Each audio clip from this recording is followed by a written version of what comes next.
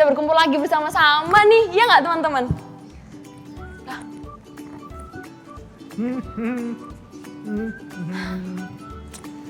Tuh kan, begini nih guys, anak-anak zaman now, main HP terus. Coba aja kalau nggak ada HP, pasti kita bisa bersukacita bersama, tentram tanpa ada gangguan HP. Aha, aku punya ide nih.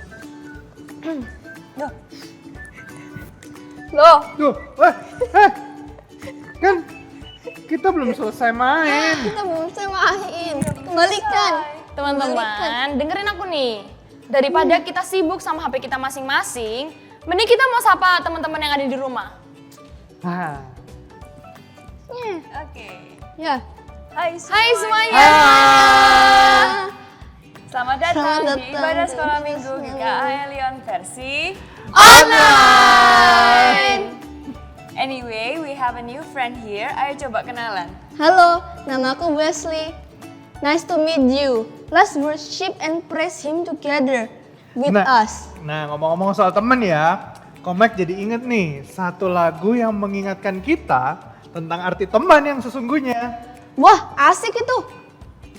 Nah, yuk aku mau ajak kita semua, termasuk teman-teman semua yang di rumah nih, untuk bangkit berdiri. Kita mau olahraga sebentar nih. Kalian boleh ngajak orang tua kalian atau saudara kalian ya, Cece, Koko, Titi, Meme boleh diajak ikut untuk bergerak bersama. Are you ready guys? Ready, let's go. Aduh, asik banget ya. Lumayan capek juga ya kita ternyata. Mantap. Asik kan? Oke, karena kita udah pemanasan, udah bersemangat juga, kita mau muji Tuhan. Tapi sebelum itu, mari kita masuk dalam doa. Mari kita berdoa. Tuhan Yesus, terima kasih atas hari ini. Kami bersyukur kami bisa datang kembali kepada Engkau dan kami bisa beribadah hari ini. Tuhan, biar Engkau yang memberkati ibadah ini dari awal hingga akhirnya. Terima kasih Tuhan, dan nama Tuhan Yesus kami berdoa. Amin. Amin.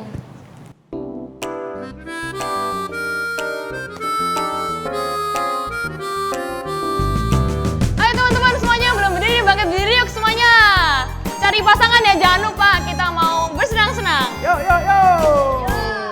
Kau temanku, ku temanmu, kita selalu bersama. Seperti mentega dengan roti. Kau temanku. Kau temanku, ku temanmu, kita selalu bersama. Seperti celana dengan baju. Ku akan selalu mendukungmu, mendorongmu terus maju. Saat kau sedih, ku akan mendoakanmu dalam Tuhan. Kau temanku, ku temanmu, kita selalu bersama. Seperti mentega dengan roti. Yuk kita mau ulang sekali lagi. Kau temanku. Kau temanku, ku temanmu, kita selalu bersama. Seperti mentega dengan roti. Kau temanku, ku temanmu, kita selalu bersama. Seperti celana dengan baju. Ku akan selalu mendukungmu, mendorongmu terus maju. Saat kau sedih, ku akan mendoakanmu dalam Tuhan. Kau temanku, ku temanmu, kita selalu bersama. Seperti mentega dengan roti. Seperti celana dengan baju. Seperti celana dengan baju. Seperti diriku dengan kamu.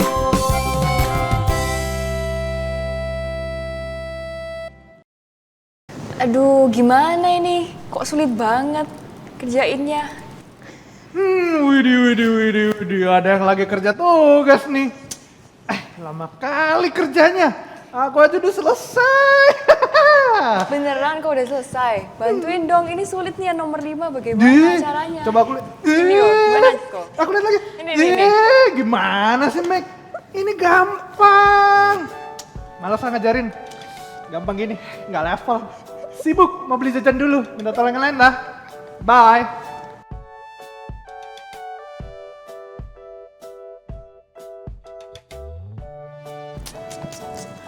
Astaga, teman-teman, parah banget ya si Komik. Masa dia nggak mau tolongin C Mega pas lagi kesulitan? Lihat aja, nanti kalau dia ada kesulitan, pasti C Mega nggak mau bantuin deh.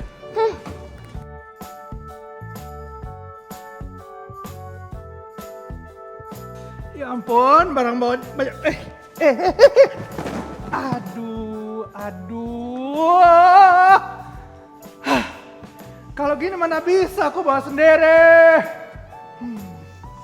Minta tolong siapa ya? Coba aku telepon Mega, dia mau nggak ya bantu aku ya? Coba aku telepon dulu.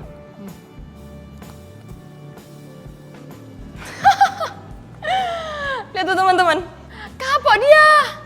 Nih aku tebak, pasti C Mega nggak mau nolongin, Komik itu nggak mau. Karena waktu itu pas C Mega kesulitan, Komik aja nggak mau bantuin.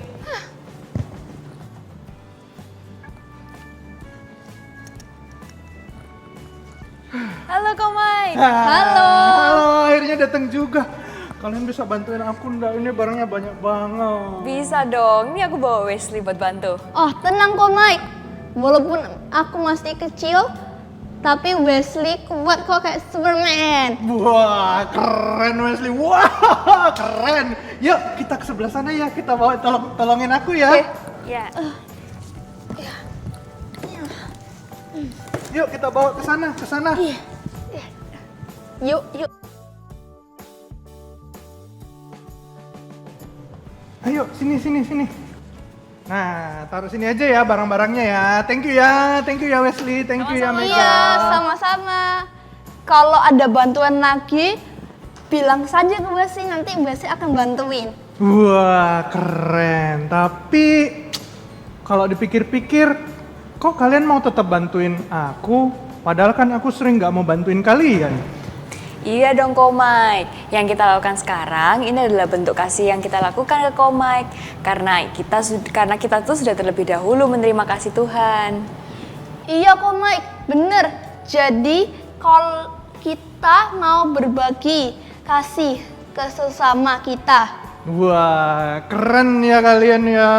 Bener. Nah teman-teman, Tuhan ingin kita saling mengasihi satu sama lain, menjadi satu komunitas yang bertumbuh dalam Tuhan, dan berbagi kasih sebagaimana Tuhan telah mengasihi kita semua.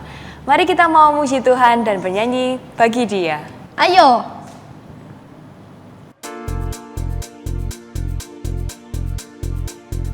Yang semangat ya. Mau bernyanyi lagu baru bagimu. Mau bersorak, melompat tinggikanmu. For you are love, love, love. You're good to me and you are wonderful. Eternally and I will love, love, love. As you love me and I will sing your praise. Eternally, kau yang terbaik, melodi di hatiku. Kau membuatku menari memujimu. For you are love, love, love. You're good to me and you are wonderful. Eternally and I will love, love, love. As you love me and I will sing your praise. Eternally. My hands to praise you, for you are kind to me, and to your name my heart sings. For you I love, love, you're good to me. I lift my hands to praise you, for you are kind to me, and to your name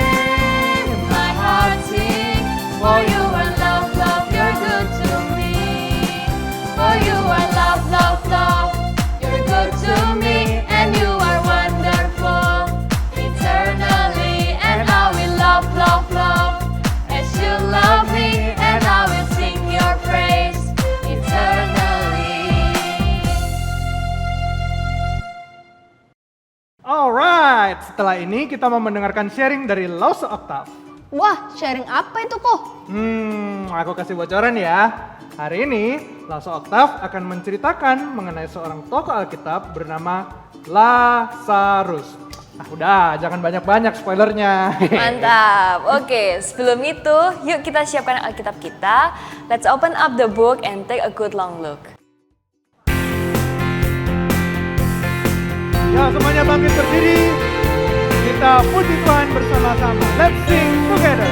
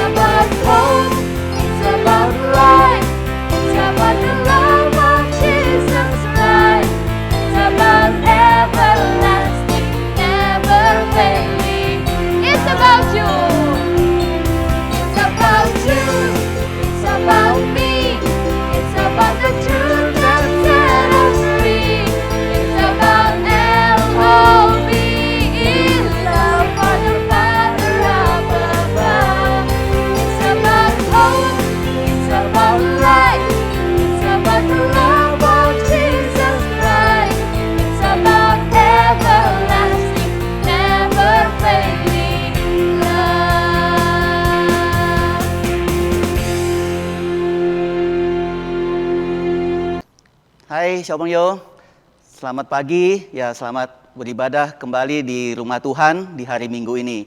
Ya, nah Lause hari ini akan menyampaikan firman Tuhan dan sebenarnya ada kelanjutannya dari minggu lalu ya, yang kita sudah sama-sama belajar, kita sudah sama-sama dengarkan Koko Hansun atau Lause Hansun yang membawakan mengenai apa, ada masih ingat? Ya, sacrificial love atau kasih yang membagikan gitu loh. Ya, oke.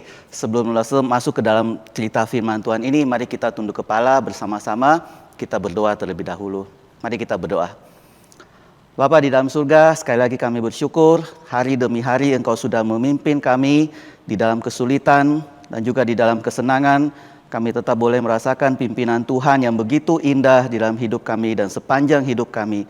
Terima kasih ya Bapa, khususnya kami juga boleh mengenal Tuhan Yesus sebagai Tuhan dan juga penebus hidup kami ya Tuhan. Dan biarlah Engkau berkati kebaktian ini dari awal hingga akhirnya kami makin mengerti kebenaran firman-Mu dan makin menjadi anak-anak Tuhan yang bertumbuh dan makin kuat di dalam iman kami. Terima kasih ya Bapa. Dalam nama Tuhan Yesus kami sudah berdoa. Amin. Nah, teman-teman sekalian, Lause hari ini mau cerita tentang ada satu kisah di dalam Injil Lukas ya. Nah, mungkin kalian semua sudah tahu cerita itu. Di dalam Lukas pasal yang ke-16 ya. Coba semua buka Alkitabnya. Nah, ini cerita tentang Lazarus, orang kaya dan Lazarus ya. Lukas pasal 16 ayat 19 sampai 31. Oke, karena ini sangat panjang ya, kalau Lasa mau baca satu persatu, maka Lasa akan simpulkan aja cerita ini. Ya, kalian dengarkan baik-baik. Kita lihat poin-poin yang apa yang kita boleh lihat dari Tuhan Yesus yang menceritakan peristiwa ini kepada orang-orang Farisi ya dan ahli-ahli Taurat yang ada bersama-sama dengan dia pada saat itu. Nah, di sini diceritakan bahwa ada seorang kaya gitu ya, yang hidupnya begitu melimpah ya. Orang kaya itu dikatakan apa? Dikasih keterangan yang jelas itu menggunakan pakaian ungu ya dan linen ya atau yang baju yang sangat-sangat halus kainnya gitu loh. Ya, dan orang kaya ini berpesta setiap hari. Wah, kalian bisa bayangkan ya hidup seperti apa kayak gitu tuh ya. Orang kaya itu begitu menikmati hidup dia setiap hari.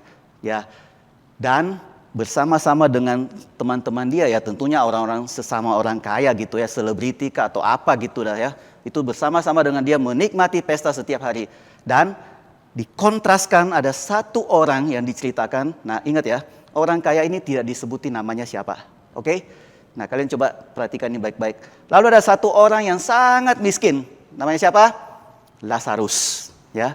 Lazarus ditulis namanya yang jelas ini Lazarus, bukan Lazarus yang saudaranya Marta dan Maria ya, siapa ini Lazarus yang lain ya. Lazarus ini dikatakan sangat-sangat miskin dan saking miskinnya dia makan pun itu nggak punya duit untuk makan. Diceritakan apa? Dia hanya duduk setiap hari, bahkan dikatakan berbaring setiap hari di depan gerbang atau pintu rumah orang kaya tersebut ya. Apa yang dia lakukan? Ya, bahkan bukan mau minta makanan ya, bukan ngemis minta makan. Dia hanya menunggu, ya dia menunggu sisa-sisa makan itu yang jatuh dari meja orang kaya tersebut. Dan ditambahkan lagi, orang miskin itu penuh dengan borok-borok, penuh dengan luka. Ya, dan lukanya itu saking apa ya? Dia juga mungkin tidak punya obat untuk mengobati atau bagaimana. Ya, keluarlah mungkin nanah atau apa gitu loh. Dan dikatakan situ ada anjing. Nah, anjing ini kemungkinan besar ya, anjing ini mungkin peliharaannya si orang kaya tersebut. Ya, anjing itu datang menjilat-jilat luka si Lazarus ini gitu loh. Nah, kalian bisa bayangkan hidup yang begitu kontras. Satu orang kaya yang begitu menikmati hidup dia di dunia ini ya. Dan satu lagi orang Lazarus ini yang sangat miskin, yang mau makan pun itu hanya berharap dari remah-remah atau sisa-sisa dari meja orang kaya tersebut. Lalu ceritanya setelah itu si Lazarus mati. Dan Lazarus mati diceritakan apa? Lazarus berada di pangkuan Abraham. Dan orang kaya itu juga mati dan ditulis apa? Dan dikubur. Ya, dikasih keterangan dikubur. Ya, dan setelah itu orang kaya itu juga jiwanya di mana? Jiwanya di satu tempat yang dia merasa sangat-sangat kepanasan, sangat kehausan. Bahkan ya dikatakan mulutnya itu begitu kering gitu loh. Dan dikatakan apa? Orang kaya itu ya mungkin ya di dunia itu saking dia selalu memerintah orang-orang atau bawahannya gitu. Bahkan Bapak Abraham pun dia minta kepada Bapak Abraham supaya apa? Lazarus, Bapak Abraham tolong dong Lazarus datang ke sini, taruh jarinya ke lidah saya ini, haus banget di sini gitu loh. Nah, kalian bisa bayangkan ya, itu gambaran adalah gambaran neraka. Dia kepanasan di situ dan dia hanya menunggu belas kasihan daripada Lazarus. Lazarus tanya kalian, mungkin nggak itu terjadi? Mungkin nggak Lazarus pergi ke situ? Jawabannya tidak mungkin. Kenapa? Ya, Bapak Abraham sendiri yang menjawab, tidak ada satu jembatan. Ini ada satu jurang yang begitu dalam yang tidak mungkin bisa terseberangi. Tidak ada jembatan antara tempat kamu sana dan tempat sini. Artinya apa? Surga dan neraka itu satu tempat yang tidak mungkin ada disatukan. Ya, ini ingat baik-baik. Di dunia ini orang kaya dan Lazarus bisa hidup bersama-sama. Tapi nanti setelah di surga, neraka setelah kematian, neraka dan surga itu satu tempat yang benar-benar terpisah dan tidak mungkin bisa ada penghubungnya gitu loh ya. Dan ingat baik-baik, ini juga satu pelajaran ya, kalau kalian benar-benar mau Bertobatlah waktu kalian masih hidup di dunia ini, bukan nanti. Ya, si orang kaya itu minta pertolongan tidak bisa dipenuhin. Dan apa yang permintaan dia yang kedua, dia minta apa? Kalau begitu, ya seolah-olah baik nih ya. Tolong dong kasih tahu, saya masih punya saudara di dunia ini nih. Kasih tahu dia, atau Lazarus suruh ke sana gitu loh. Ya kasih tahu saudaraku supaya mereka tuh jangan hidup seperti saya gitu. Supaya mereka tuh sadar bahwa aku ini loh sudah hidup seperti ini. Ya seperti ini nasibku di neraka. Tapi Abraham jawab lagi apa? Ya, di dunia kita, di dunia yang orang mati ini, itu sudah tidak bisa ada lagi hubungan dengan dunia orang hidup. Ya, artinya apa? Artinya orang hidup itu punya dunia sendiri. Dan ditambahkan di situ, mereka sudah dikasih kitab, ya, para nabi dan kitab Musa. Ya, dia harus baca. Atau kalau langsung mau kasih tahu kalian, kamu tuh sudah punya Alkitab nih loh, kita dikasih, ini sudah lengkap nih, baca. Ini Tuhan sudah isi hati Tuhan tuh semua sudah ada di sini. Kamu nggak mau baca, jangan harap orang mati pun ngasih penjelasan, kamu mau percaya gitu loh. Nah kira-kira seperti itu gambarannya siapa yang ya. Dan apa yang terjadi? Memang tidak ada jembatan antara surga neraka dan juga antara kehidupan setelah mati dengan kehidupan di bumi ini. Ya. Nah di sini kita bisa melihat ya satu pelajaran. Ya, dikatakan bahwa apa? Orang kaya hidup begitu menyenangkan di dunia ini dan tidak pernah mau melihat Lazarus yang tiap hari berada di depan gerbang rumahnya. Tiap hari orang Lazarus itu nunggu. Mungkin orang kaya itu melihat, mungkin orang kaya itu dari pintu bisa melihat, mungkin dari halaman bisa melihat. Tapi orang kaya itu ngapain? Gak peduli sama sekali. Ya, orang kaya itu merasa hidupku ya hidupku, Lazarus ya urusannya Lazarus sendiri. Ya, nah apakah kita sebagai anak Tuhan, sikap kita itu bagaimana? Nah satu ayat lagi ya, langsung akan bacakan. Coba kita buka di Efesus ya, Efesus pasal 5 ayat 1 sampai 2. Ya, coba kita buka Alkitab kita di Efesus pasal yang kelima. Ya, langsung akan bacakan di sini ya. Karena ini cuma 2 ayat ya, ayat 1 dan sampai 2. Efesus 5 ayat 1 sampai 2. Sebab itu jadilah penurut-penurut Allah seperti anak-anak yang kekasih. Dan hiduplah di dalam kasih. Sebagaimana Kristus Yesus juga telah mengasihi kamu.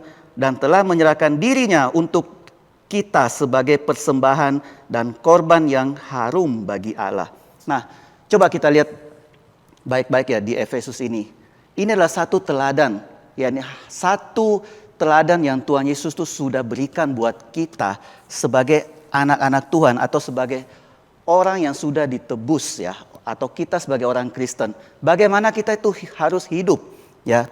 Dikatakan sini, hiduplah seperti anak-anak yang kekasih dan hiduplah di dalam kasih sebagaimana Kristus juga telah mengasihi kamu. Jadi Tuhan Yesus sudah mengasihi kita. Ingat baik-baik ya, Sopengyo.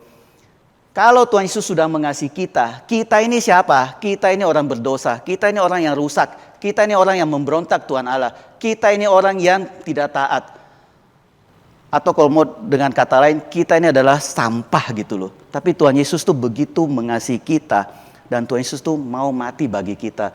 Dan mengangkat kita menjadi orang Kristen atau orang yang ditebus atau orang yang benar gitu loh. Nah, langsung balik lagi ya. Sebelum langsung lanjutkan di apa orang kaya dan Lazarus tadi. Kalau kita lihat di Injil Lukas, itu ada beberapa penekanan di situ yang Tuhan Yesus tuh mau ceritakan kepada orang-orang Farisi dan orang-orang ahli Taurat, bahkan orang Yahudi di situ ya. Di situ dikasih beberapa perumpamaan. Kalau kalian masih ingat, ada domba yang hilang. Berapa domba? Dombanya 100, hilang 1. Hilang 1 diapain? Diabaikan atau dicari? Dicari. Ya, 1. Dari dia bandingkan 99, itu berapa? 10% ya? 1% ya, sorry. 1% ya. 1 itu dicari. Lalu naik lagi, perumpamaan yang kedua, dirham yang hilang. Dirham yang hilang itu 10 dirham, 1 hilang. Jadi berapa? 1 hilang, sisa 9. 1 dicari, dicari. Ya, 10% yang hilang, tetap dicari. Dan yang terakhir, itu adalah anak yang hilang. Atau si bungsu dan si sulung gitu ya. Nah, anak ini adalah melambangkan orang yang berdosa. ya yang memberontak terhadap bapaknya, dan anak ini begitu kurang ajar karena sudah apa istilahnya itu kurang ajar gitu ya, sudah meminta harta yang belum menjadi haknya dia gitu loh.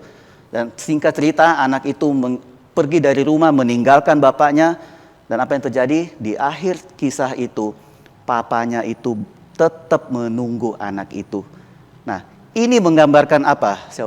Ini menggambarkan sesuatu bahwa kasih Allah itu begitu besar. Kasih Allah tidak satu pun yang hilang itu dicari. Kasih Allah tidak mengabaikan siapapun. Ya, ini kita belajar satu hal. Nah, yang kedua yang kita sudah baca bersama-sama tadi, orang kaya dan Lazarus itu bukan lagi menggambarkan kasih Allah, tapi di situ sudah menggambarkan apa? Murka atau hukuman Allah, ya.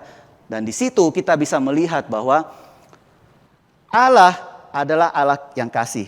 Satu sisi lagi, Allah yang kasih itu adalah Allah juga yang menghukum dosa, ya. Nah, di sini kita boleh belajar satu hal sebagai orang Kristen, ya. Kita boleh menjadi orang yang kaya, betul gak? Betul, boleh. Ya, kalian mungkin bisa bekerja keras mendapatkan hasil, Tuhan memberkati. Tapi ingat satu hal ya, semua harta kita, semua uang kita itu bukan milik kita. Oke? Kalau kamu diberkati Tuhan, berarti apa? Berarti Tuhan juga punya rencana bahwa kamu tuh bisa memberikan atau membagikan kepada orang lain. Nah, di sini kita boleh belajar satu tema, yaitu solidarity atau solidaritas. Sebagai orang Kristen, bagaimana kita bisa menunjukkan solidaritas kita kepada sesama? Sesama itu siapa? Ya, apakah sesama hanya orang yang kita kenal? Sesama hanya orang yang selevel dengan kita kah? Sesama hanya orang yang baik sama kita kah? No, ada satu perumpamaan yang sangat-sangat baik ya, yang diceritakan mengenai orang Samaria yang baik hati. Masih ingat kan cerita itu ya? Waktu itu sama pertanyaannya orang Farisi itu kepada Tuhan Yesus. Siapakah sesamaku atau siapakah sesama kita? Tuhan Yesus jawab apa? Ya, ada seorang yang dari Yerusalem ya mau pergi ke mana itu? Rasa lupa ya, mau pergi ke satu tempat lah. Di tengah jalan dia dirampok. Dihajar sampai luka-luka semua gitu. Lalu datanglah seorang imam. Ya, imam itu adalah level yang tertinggi di dalam hamba-hamba Tuhan lah, atau level yang tertinggi, jabatan tertinggi di dalam keagamaan Yahudi gitu. Imam datang, ya.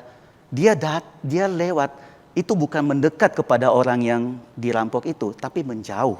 Ya, seolah-olah nggak lihat gitu loh. Pokoknya cuek gitu. Yang kedua siapa yang datang? Orang Lewi. Lewi juga adalah keturunan dari imam, ya. Orang Lewi itu juga masih masuk golongan imam gitu ya.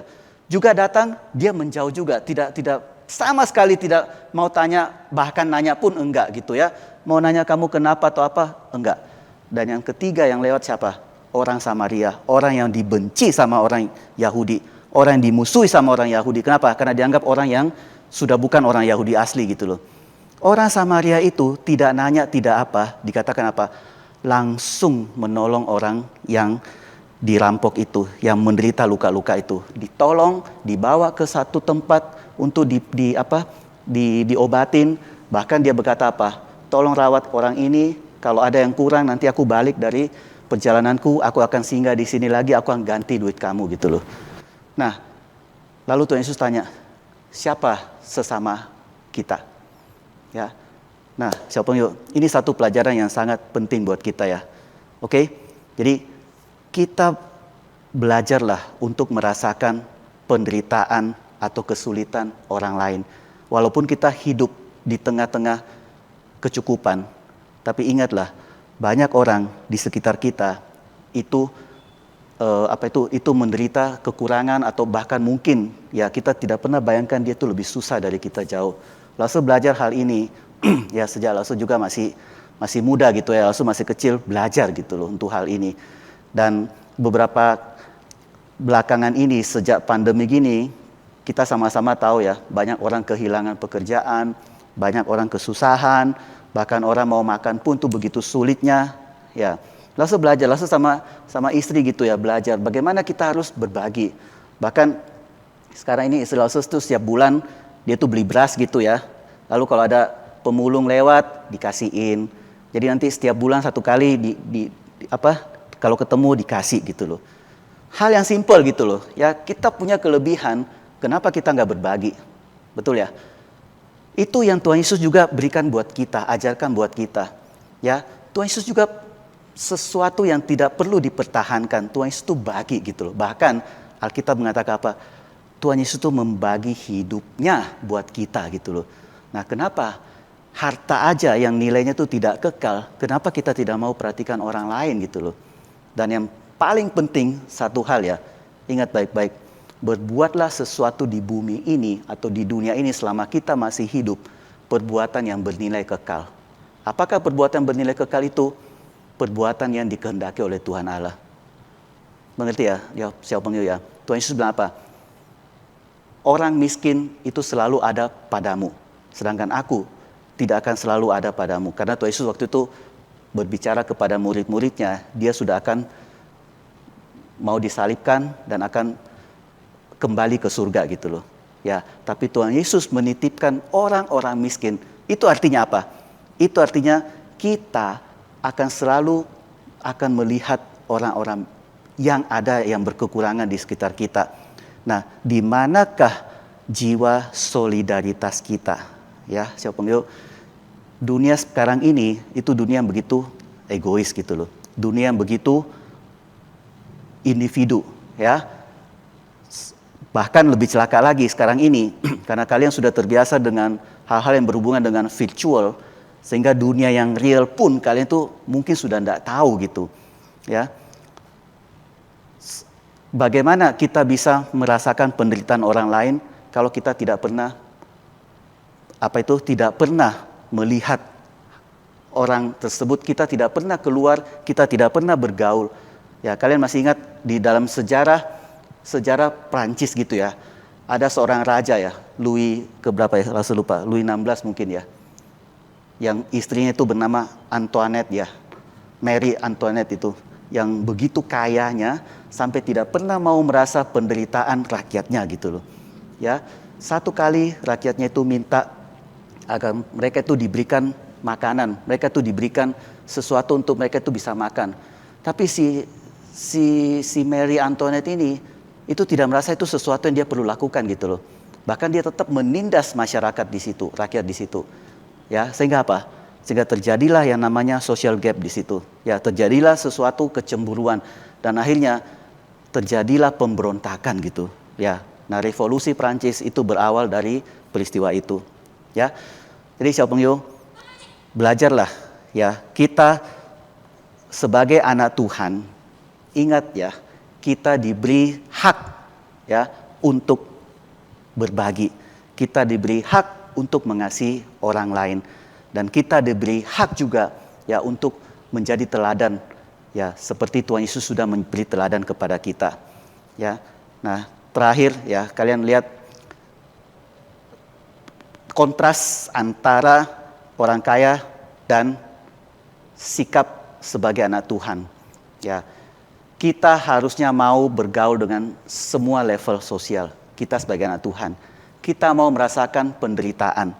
Ya, kita mau tahu kesulitan sesama, dan kita berbuatlah sesuatu yang bernilai kekal, yang artinya apa? Yang waktu kita pun tidak ada, orang akan mengingat semua kebaikan kita. Waktu kita sudah meninggalkan dunia ini, orang akan mengingat semua perbuatan kita. Ingat ya, Langsung tadi sebutkan orang kaya itu tidak disebutin namanya, oke? Lazarus disebutin namanya. Itu menandakan apa? Orang kaya itu akan dilupakan, tidak penting. Tapi Lazarus akan terus-menerus diingat. Ya, maksudnya apa? Ya, Tuhan sengaja mau memberikan satu cerita ini supaya kita tuh menyadari ya bahwa kita itu betul-betul meninggalkan sesuatu di dunia ini itu bersifat kekal. Waktu kita pergi nanti, orang akan melihat apa yang sisa dari kita, bukan apa yang buruk atau apa yang tidak baik dari kita. Ya, nah, bagaimana kita bisa menjadi hidup kita itu memberikan satu jiwa solidaritas kepada sesama kita. Ya, pertama tentunya ingat baik-baik ya, lalu selalu ingetin kalian, ingatlah salib. Ya, ingatlah salib. Oke? Salib itu ada dua sisi. Ya, satu yang vertikal, satu yang horizontal. Yang vertikal itu artinya apa? Kita mengasihi Tuhan. Ya, yang horizontal itu artinya apa? Kita mengasihi sesama. Ya. Di situ Tuhan Yesus juga mengajarkan apa? Dua hukum ini, hukum Taurat itu disimpulkan dengan dua kalimat ini. Kasihi Tuhan dan kasihi sesama. Ya. Itulah yang menjadikan kita itu sebagai anak-anak Tuhan. Orang mengenal kita itu sebagai anak Tuhan karena hal ini. Oke? Orang bukan mengenal kita sebagai anak Tuhan karena kita kaya, karena kita berhasil, karena kita sukses, karena kita punya segala sesuatu, tapi kita tidak pernah peduli dengan sesama. Tapi orang mengenal kita sebagai anak Tuhan itu karena kita mengasihi Tuhan dan kita mengasihi sesama kita. Oke? Ya, lalu sampai di sini ya. Lalu harap ini bisa kita ingat, renungkan baik-baik, kita bisa praktekkan di dalam hidup kita, belajarlah, lihatlah sesama kita, lihatlah teman-teman kita, adakah yang berkekurangan, teleponlah mereka atau kontaklah mereka, ya, yang real, ya, siapa yuk, bukan yang virtual, ya, jangan berkata bahwa ada orang mengalami kesusahan, langsung tulis, ya nanti saya doain ya, pakai tanda pray gini ya, lalu tanya, kalian sungguhan nggak doain, ngomong gitu, ya, cuma ngasih pray gini, ya. Atau ada orang berulang tahun cuma ngasih apa? Ngasih simbol tart, kue tart gitu. Ya, jangan ya. Buatlah yang real. Terakhir ya, satu contoh ya sebelum kita tutup ya. Lalu ingat waktu peristiwa Ayub. Ayub mengalami kesusahan. Ya, kalian ingat ya. Ayub kehilangan ternaknya, kehilangan anaknya 10. Bahkan dirinya sendiri mengalami kusta, mengalami sakit yang begitu luar biasa. Sampai istrinya sendiri pun tidak tahan. Suruh Ayub kutuk Tuhan. Tapi Ayub tetap enggak. Dan apa yang terjadi? Langsung enggak cerita Ayubnya. Langsung cerita 3 orang teman Ayub. Ya, 3 orang teman Ayub tuh kaget lihat Ayub seperti gitu kondisinya. Dari begitu bagusnya, begitu sukses, begitu makmurnya Ayub jadi seperti itu. Lalu mereka datang apa? Mereka datang robek baju dia, itu tanda apa? Tanda ikut berduka gitu ya. Dan Alkitab mencatat mereka duduk di samping Ayub, tidak ngomong 7 hari 7 malam. Ya, duduk di samping Ayub. Itu menandakan apa? Mereka turut merasakan penderitaan si Ayub. Ya, that's the real friend, true friends. Ya, that's the true love also. Ya, lalu minggu lalu juga waktu di dalam Zoom itu menjelaskan true love is sacrificial love. Ya, kalau kita benar-benar mengasihi sesama kita, maka di dalam kasih itu harus ada pengorbanan. Itu yang Tuhan Yesus ajarkan kepada kita. Oke, mari kita berdoa. Ya, Bapa, sekali lagi kami bersyukur untuk Alkitab yang begitu indah, yang mengajarkan kepada kami banyak hal, dan khususnya mengenai kasih Tuhan terhadap hidup kami, dan bagaimana kami boleh hidup memberikan teladan yang baik bagi sesama kami. Dan khususnya ya Tuhan, bagaimana kami punya satu jiwa solidaritas atau jiwa yang mau memperhatikan sesama kami, teman-teman kami, ataupun orang lain yang ada di sekitar kami ya Tuhan. Mungkin kami tidak cukup kaya untuk bisa melakukan itu, tapi kami punya satu hal yang kami boleh bagikan. Banyak yang dapat kami lakukan ya Tuhan. Dan biarlah kami boleh belajar dari Tuhan Yesus, dan juga dari beberapa tokoh-tokoh di dalam Alkitab. Kami boleh belajar, bahkan seperti teman Ayub pun kami boleh merasakan sama-sama dengan penderitaan, dengan duduk diam bersama-sama merasakan penderitaan teman-teman kami. Tuhan tolong kami untuk bisa betul-betul menyadari hal ini. Karena kami hidup di dunia ini bukan hidup sendirian, tapi kami punya sesama, kami punya teman, dan kami punya orang-orang yang perlu dikasihi. Makasih ya Bapa, dan biarlah apa yang kami tunjukkan ini boleh menjadi satu hal di mana mereka melihat kasih Tuhan di dalam hidup kami, Dan khususnya Tuhan kami berdoa, jikalau ada orang yang belum percaya yang melihat sikap kami ini, biarlah mereka juga boleh melihat kasih Tuhan dan satu hari nanti mereka pun boleh tergerak hatinya. Mereka boleh percaya kepada Tuhan Yesus sebagai Tuhan dan Juru Selamat mereka. Terima kasih Bapa, pakailah hidup kami menjadi berkat buat sesama kami dan buat orang-orang lain di sekitar kami. Dengarlah doa kami, dalam nama Tuhan Yesus kami sudah berdoa. Amin.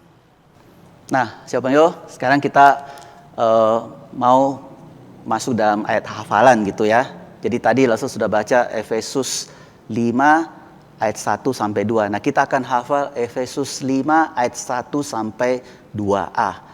Coba perhatikan ya, Langsung akan bacakan terlebih dahulu ya, sambil kalian baca dan kalian juga menghafalnya. Oke? Efesus 5 ayat 1. Sebab itu jadilah penurut-penurut Allah seperti anak-anak yang kekasih, dan hiduplah di dalam kasih sebagaimana Kristus Yesus juga telah mengasihi kamu. Titik ya, sampai di situ ya. Jadi 5 ayat 1 sampai 2a. Langsung ulang sekali lagi ya. Sebab itu jadilah penurut-penurut Allah seperti anak-anak yang kekasih, dan hiduplah di dalam kasih sebagaimana Kristus Yesus juga telah mengasihi kamu. Oke? Nah, kita akan hafal ya. Jadi kalian sudah baca tadi, sekarang waktunya untuk menghafal. Oke? Efesus 5 ayat 1 sampai 2a. Siap? 1, 2, 3. Sebab itu jadilah penurut-penurut Allah seperti anak-anak yang kekasih, dan hiduplah di dalam kasih sebagaimana Kristus Yesus juga telah mengasihi kamu. Oke? Nah, firman Tuhan sudah memberitahu kepada kita bagaimana Tuhan sudah mengasihi kita. So, kita juga harus belajar mengasihi sesama kita, saudara-saudara seiman kita. Iya benar kok Mike, dan kita juga harus bersyukur karena Tuhan telah mengasihi kita. Dan sebagai anak Tuhan, aku harap kita semua rindu dipakai oleh Tuhan dan menjadi berkat bagi orang lain. Iya Cih, kita juga bisa menjadi terang bagi sesama. Salah satu caranya adalah dengan saling mengasihi. Yuk kita mau nyanyikan lagu Pakai Hidupku Ini. Mari bersama kita mau lebih memuji Tuhan lagi. Mari kita mau katakan pada Tuhan untuk memakai hidup kita. Pakai hidupku ini.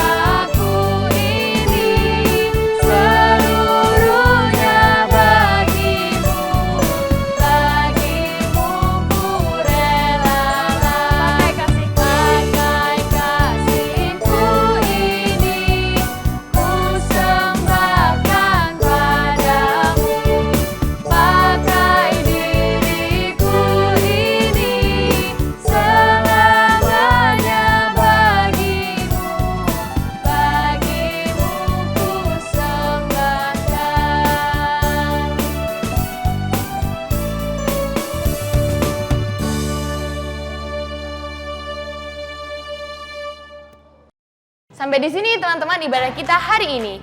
Jangan lupa memberikan persembahan atau titip papa mama ya.